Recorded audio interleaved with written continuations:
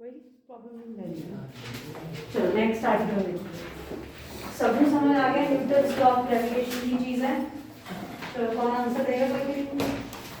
What is Newton's law of gravitation? What is Newton's law of gravitation? आपने अगर एक number में आ जाए what is Newton's law of gravitation तो क्या लिख के आओगे? According to Newton's law of gravitation, force between any two objects is directly proportional to product of the masses and inversely proportional to square of the distance. है ना? मनिका ने marks पता लग गए फिजिक्स? नहीं।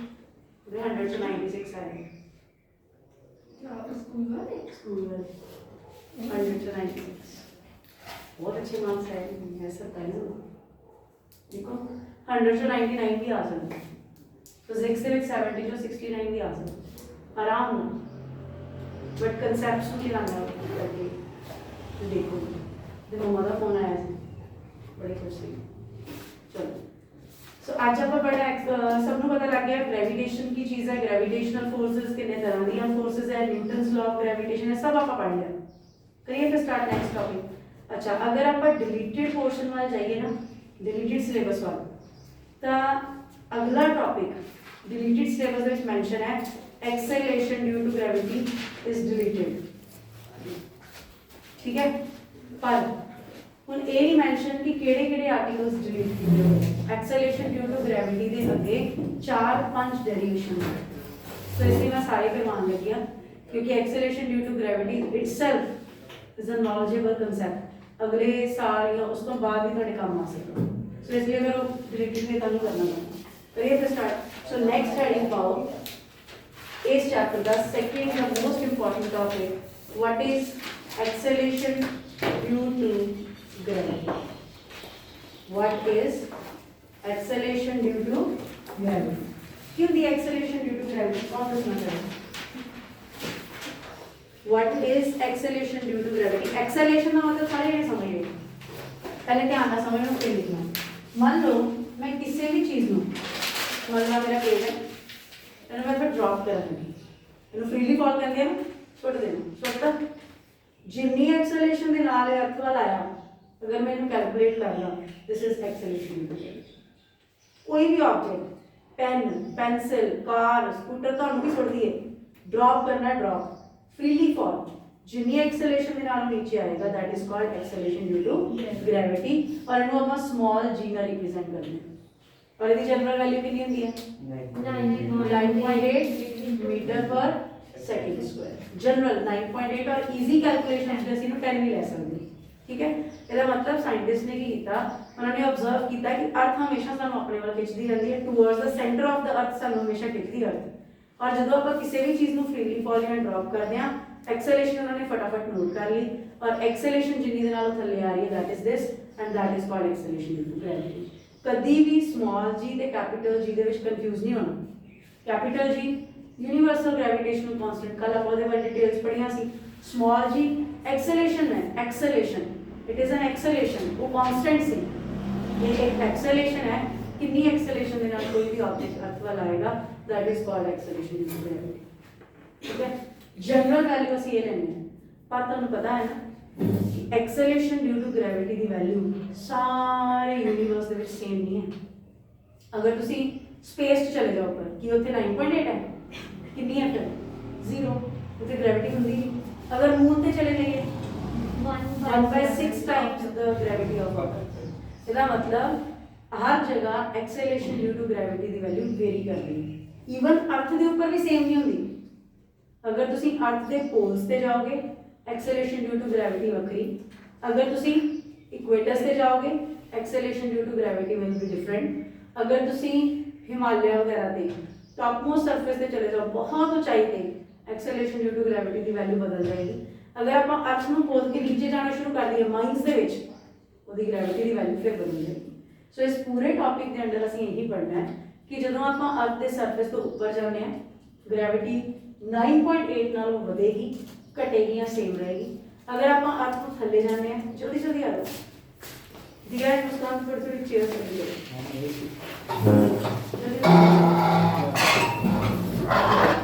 अगर आप अर्थ के थले जाने हैं, एक्सेलरेशन ग्रेविटी 9.8 को ऊपर थले बढ़ेगी घटेगी सब ऑब्जर्व करना है। पोल्स से चले जाएगी की होएगा, इक्वेटर से चले जाएगी, वो ਅਸੀਂ ਇੱਥੇ डिस्कस करना। सो लिखो पहले एक्सेलरेशन ड्यू टू ग्रेविटी की definition. The acceleration with which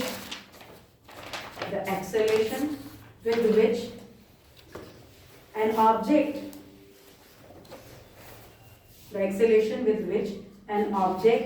falls under gravity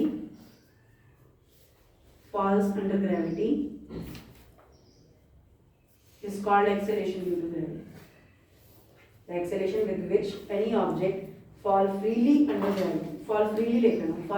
under gravity is called acceleration due to gravity. Its general value is 9.8 meter per second square. Its general value is 9.8 meter per second square. It is a vector quantity, ये याद रखना है, ठीक है। Nature दी vector है, dimension सब नु पता है LT-2, यूनिट सब नु पता है ऐसे units metre per second square, ठीक है। हुन लिखो variation formula of acceleration due to gravity, very important, यहाँ पर ड्राइव करना। Formula of acceleration due to gravity, ये सब तो इंपॉर्टेंट चीज है, जो तुम ये समझ आ गया फिर सारे आर्टिकल्स इजी हो जाएंगे। यहाँ पर ड्राइव करना है formula of acceleration due to gravity. So formula drive करने लिए ਅਸੀਂ ਕੀ ਕਰ ਰਹੇ ਹਾਂ, मैं लेट कर लिया कि ये अर्थ है और पहले एक पेपर से लेके आना, consider N earth having mass capital M and the radius of the earth let it be capital R। जे ਤੁਸੀਂ ਇਹ ਵਰਡਸ ਦੋ ਤਿੰਨ ਲਾਈਨਾਂ ਨਹੀਂ ਨਾ ਲਿਖ ਕੇ ਆਉਂਦੇ ਤਾਂ ਨੰਬਰਸ ਹਮੇਸ਼ਾ ਕੱਟੇ ਜਾਂਦੇ, ਇਸ ਕਰਕੇ ਮੈਂ ਲਿਖਵਾਵਾਂ ਚਾਹੇ ਨਾ, ਲੇਕਿਨ ਉੱਥੇ ਆਪਣੀ ਲੈਂਗੁਏਜ ਦੇ ਵਿੱਚ ਲਿਖ ਕੇ ਆਉਂਦੇ। ਹੁਣ ਮੰਨ ਲਓ ਇੱਥੇ ਅਰਥ ਦੇ ਸਰਫੇਸ ਦੇ ਉੱਪਰ ਇੱਕ ਆਬਜੈਕਟ ਖੜਾ ਹੈ, ਮੈਂ ਹੀ ਖੜੀ, मेरे ऊपर केड़ी फोर्स लग रही है, अर्थ मेरे ऊपर कितनी फोर्स लगा रही है, मैं अर्थ के ऊपर कितनी फोर्स लगा रही है, आपको ऑब्जर्व करना है और सिचुएशन के हिसाब से देखना होता है किहड़ियां फोर्सेस लग रही है। मैं इदां नहीं बोली जाना फ्रिक्शनल फोर्स भी लग रही है, नॉर्मल रिएक्शन भी लग रहा, नहीं, सिचुएशन के अकॉर्डिंगली असीं देखना है कि इत्थे मासेस की गल हो रही है। अर्थ के मास तो मान लो आ किसी ऑब्जेक्ट का मास है स्मॉल m, मेरा मास है स्मॉल m और अर्थ का मास है कैपिटल M। इन्हां दोनों दे विच केड़ी फोर्स लग रही है, सानू सब नूं पता है मासेस करके हमेशा केड़ी फोर्स आती है, ग्रेविटेशनल फोर्स, जिहदा फार्मूला की कल पढ़िया सी G m1 mass of the object, m2 mass of the earth and distance between the two r square. और एक फोर्स मान लो मैं अर्थ के ऊपर लगाई वेट mg और अर्थ ने मेरे ऊपर इतनी फोर्स लगा दी। सो एक फोर्स हमेशा लगेगी वेट mg, एक फोर्स एक्शन है, एक रिएक्शन है, एक मैं अर्थ में लगाई, एक अर्थ ने मैंने लगाई, ठीक है। स्टेबल कदों होवांगे जो दोनों फोर्सेस बैलेंस करनगियां। सो कंपेयर कर दो, Gm/r² equal to mg, m नाल m कटे गए, स्मॉल g का बराबर आ गई Gm/r²। अगर तुहानू पेपर च आ जाए derive the relation between small g and capital G, तां भी यही लेके आना है। और इस फार्मूले तो एक बड़ी इंपॉर्टेंट इन्फॉर्मेशन मिली, की इंपॉर्टेंट इन्फॉर्मेशन मिली, एक्सेलरेशन ड्यू टू ग्रेविटी दी वैल्यू किन्ना चीज़ों के ऊपर डिपेंड कर रही है, mass of the earth, radius of the earth, mass of the object के ऊपर डिपेंड नहीं कर रही। हम पेपर च क्वेश्चन आता है कि एक एलिफेंट है, एक कीड़ी है, ठीक है, दोनों के साइज बहुत फर्क है, किहदे ऊपर एक्सेलरेशन ड्यू टू ग्रेविटी दी वैल्यू ज़्यादा लग रही है और किहदे ऊपर घट, कि मास ऑफ द ऑब्जेक्ट के ऊपर स्मॉल g की वैल्यू डिपेंड कर रही है, नहीं कर रही। और जे हाथी है ਉਹਦੇ ਉੱਪਰ ਵੀ एक्सेलरेशन ड्यू टू ग्रेविटी कितनी लगनी है 9.8, जे कीड़ी है ਤਾਂ ਵੀ ਉਹਦੇ ਉੱਤੇ कितनी लगनी है 9.8।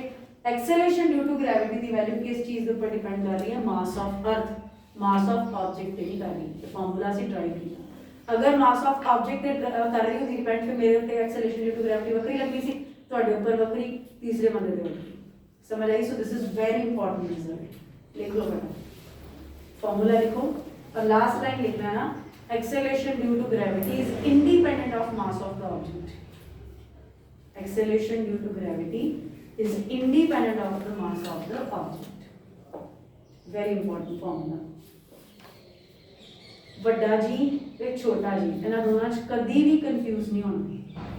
Small g is acceleration due to gravity, capital G is universal gravitational constant.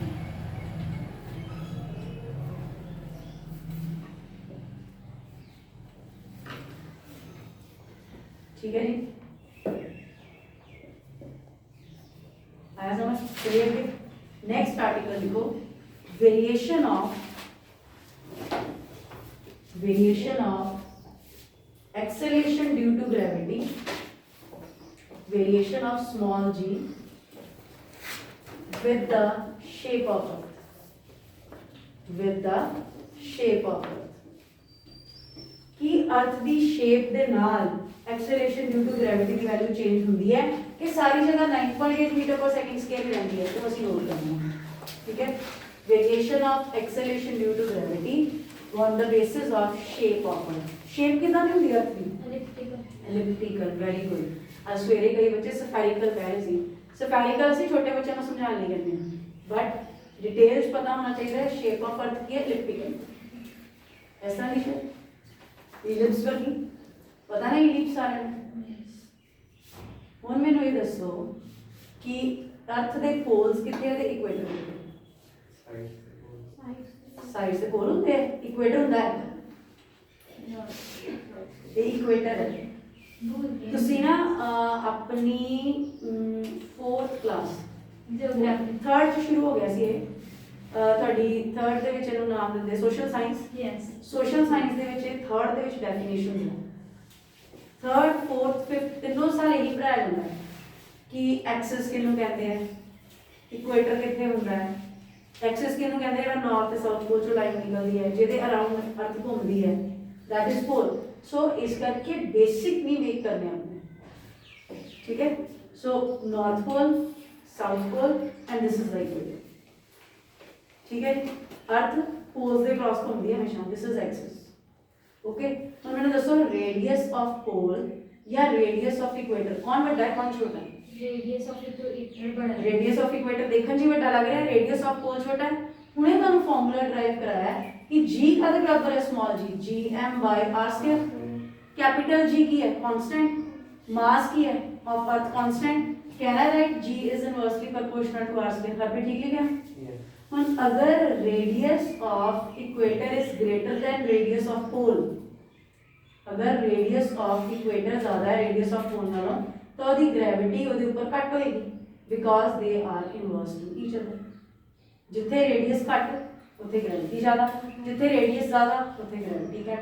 So radius ज्यादा इक्वेटर दा, सो इक्वेटर्स दे ऊपर एक्सेलरेशन ड्यू टू ग्रेविटी दी वैल्यू 9.8 नहीं होएगी, ਉਹਦੇ ਨਾਲੋਂ ਘੱਟ ਹੋਏਗੀ।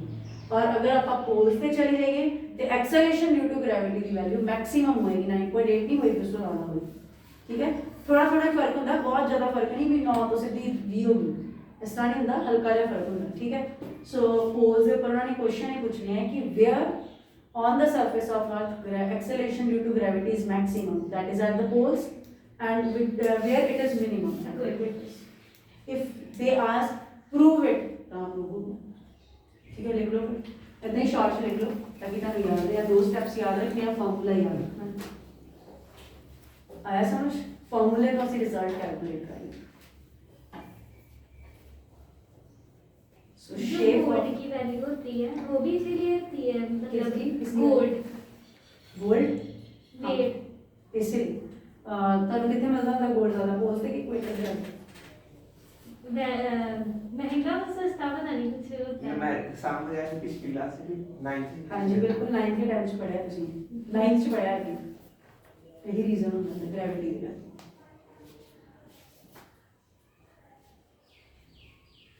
सो शेप ऑफ द अर्थ करके एक्सेलरेशन ड्यू टू ग्रेविटी की वैल्यू चेंज हो रही है on the surface of earth.